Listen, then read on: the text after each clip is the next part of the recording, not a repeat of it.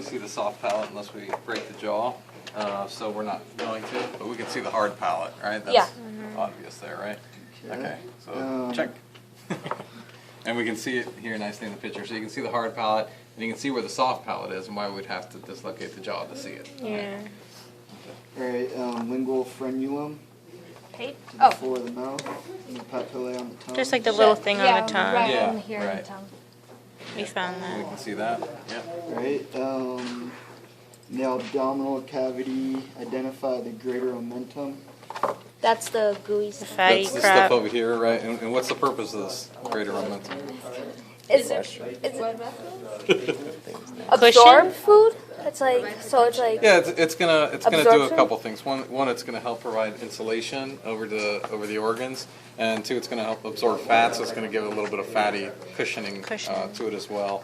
And then there's also, with the fat reserves in there, it can be a storage for some energy in there as well. But basically, it's gonna help cushion and protect most of the organs by sitting on its surface like this. What's that called? Okay. This is Greater the greater omentum. omentum. Yep. Alright. Pardon? Yeah. Sort of.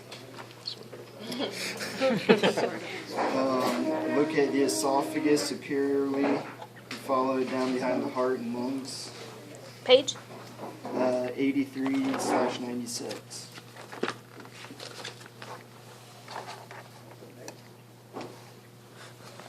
Okay, so we can see 83.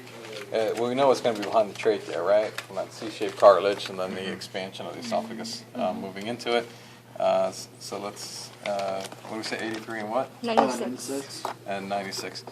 So then we can see here the descending aorta and then the esophagus, which is going to be connected over here to the stomach. So when we look back here, it's going to be located behind this, and maybe where it's a little more prominent is here, where we can see it with the windpipe in front of it over here, and then when we get down here, we can see it pretty clearly. Now it's going to be going into an opening in the diaphragm there. That's going to be the hiatus over here, where this is going to be penetrating it to connect to what structure? The esophagus is going to connect to the stomach, right? Mm-hmm. So every once in a while, what might happen is you might have an irregularity in that hiatus space or a movement there that'll allow the stomach to kind of penetrate through there a little bit. And then what would that be called? A hernia, right? Where that stomach can move, perforate where it's not supposed to be going. So we can see the esophagus here. It's perforating through the diaphragm. And then we can see it come over here to the stomach. So read it a little more for me. Nowhere connects to the stomach at the cardiac sphincter. Right, so we have the cardiac sphincter here, and this is, so we can't see the sphincter because it's on the inside, but we can see where the esophagus is coming in here and contacting the stomach, right? So we know that the sphincter there should be called the cardiac sphincter. So what do you think the function of that cardiac sphincter might be? Prevent backflow. Yeah, stop regurgitation, right? So your stomach has a bunch of nasty in there, right? A bunch of acids and things like that. And the acids don't affect the stomach so much because we have a lot of mucus production, right? A lot of goblet cells are making up that mucus, so that it's going to be the acids aren't nearly as harsh on the tissue of the stomach as it would be in the esophagus. But every once in a while, if you have regurgitation that gets through that what's the sphincter called again? Cardiac sphincter. And gets up into the esophagus, then it instantly burns and you feel that pain, and we know that as Heartburn. right? So that's going to be our heartburn. Okay, so now Greater and lesser curvatures of the stomach. greater and lesser curvature. So let's take a look at our picture of the greater and lesser curvature. So we can see the greater curvature running along this aspect of the stomach over here, and the lesser curvature. All right, this little region right over here. All right, and now what are the regions of the stomach now? So we have near the top, we have right near the cardiac sphincter, we have what would be called the cardiac stomach. Right? The cardiac stomach, and then just off to the side of that, we would have the fundus, right? And then down here we would have the Greater curvature. well, yeah, the body. Oh, the body. And then we follow it over here, and we're going to have the pyloric. stomach, right? And then we can feel this really rough mass over here as we're transitioning out of the stomach, and that's going to be our pyloric sphincter, right? And then that's going to tell us that we're transitioning into the duodenum. So the duodenum is going to pretty much be anchored back for us over here on the right side, and that's going to be anchored back here and be pretty stiff. And then we can also notice another structure that's running alongside it. So this structure over here is both an exocrine and an endocrine structure. This is going to be our pancreas, right? So we flip it up like this, and we can see a nice head of the pancreas over here and tail of the pancreas here. So you can see that clearly? Okay. So we'll do this again. I didn't know it was so flat. Yeah. Yeah. Well, he is dead. That helps. So. Yeah, it's not a huge organ anyway. Okay, but all right. So I'm probably jumping ahead though. Let's get back to this. Okay. Jejunum. Follow the duodenum, which is going to be anchored back here to this first region, and then we're going to get to our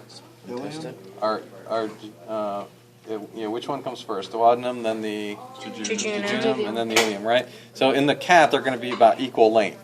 So what you want to do is unfold it, fold it in half, cut, and then we have our two equal lengths. The human is going to be a little different, right? Like that first segment's going to be about 6 feet tall, and they'll vary in a little bit more in length. But in the cat, they're about equal.